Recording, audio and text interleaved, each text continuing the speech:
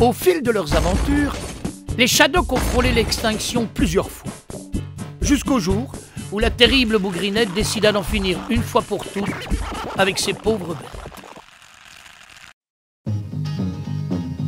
Entre 1968 et 1973, 3 saisons vont se succéder. Dans la première, les Shadocks et les Gibis, qui en ont assez de vivre sur des planètes qui ne marchent pas très bien, décident d'aller sur la Terre.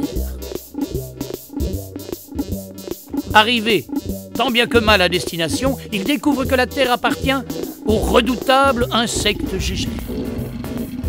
Dans la deuxième saison, les Gibis apprivoisent Gégène en lui jouant de la musique.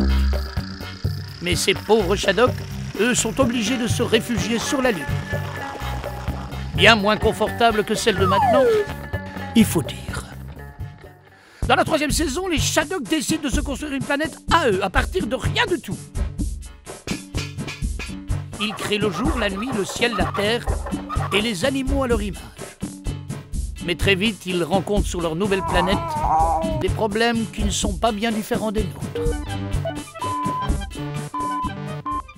Il faudra attendre les années 2000 pour assister au retour des Shadocks à la télévision. C'est une nouvelle série de 52 épisodes qui démarre. Bon, ça sera peut-être la dernière, il y en aura peut-être encore beaucoup d'autres, ça dépend de moi.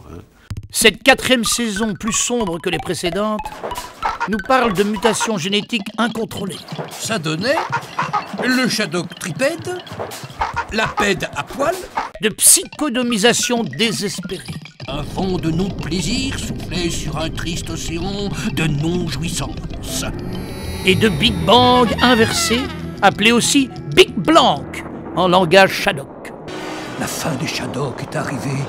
Dans un éclair fulgurant, le Big Blanc va les engloutir dans son néant. Il arrive chez vous, attention.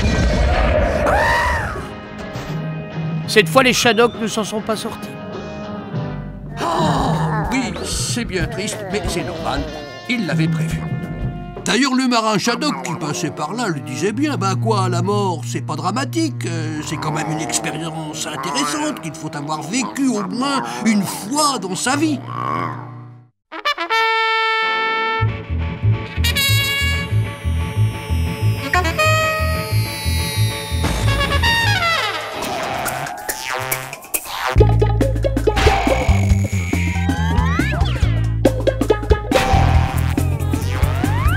Car telle était depuis toujours leur destinée, ils venaient de nulle part, et c'est là qu'ils allaient.